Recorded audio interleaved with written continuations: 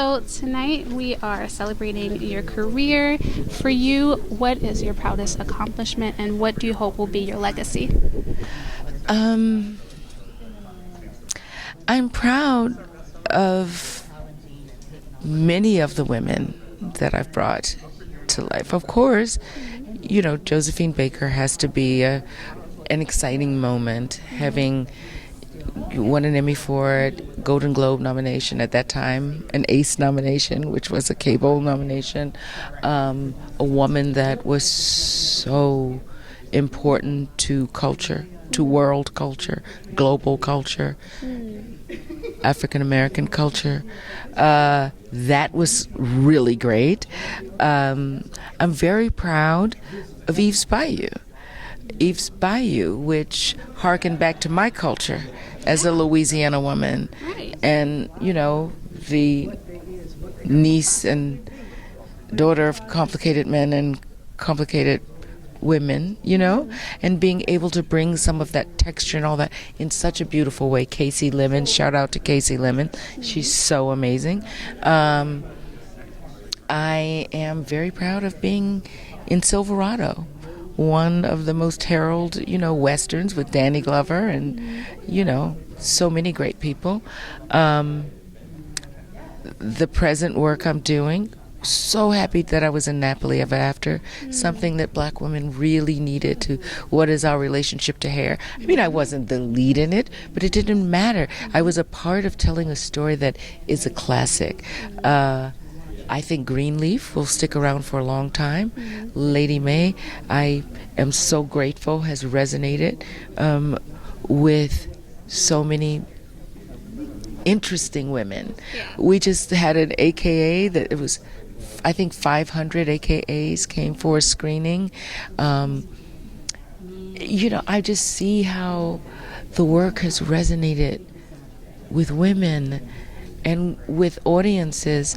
And so I think ultimately what I have to be most proud of is that I have, a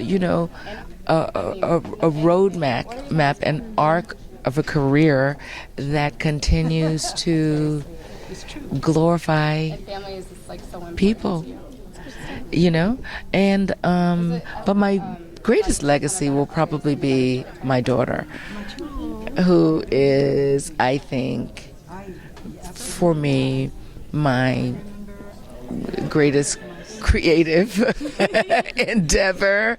I love her because that, she'll live on after me, and what she does and what she contributes and what is passed on and things that are broken and things, broken that don't need to be there anymore.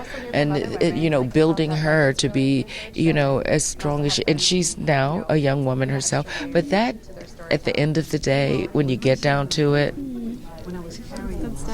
and then there's a lot of people coming after you. Can you tell us, what do you feel like was one of the worst mistakes that you made early in your career? We know about the successes, but tell us about a failure. I think that after Josephine Baker, at the very peak of everything, it wasn't a mistake to marry right away and have my daughter right away, because I just told you that's my greatest legacy. But I think the mistake was not making the most of that moment.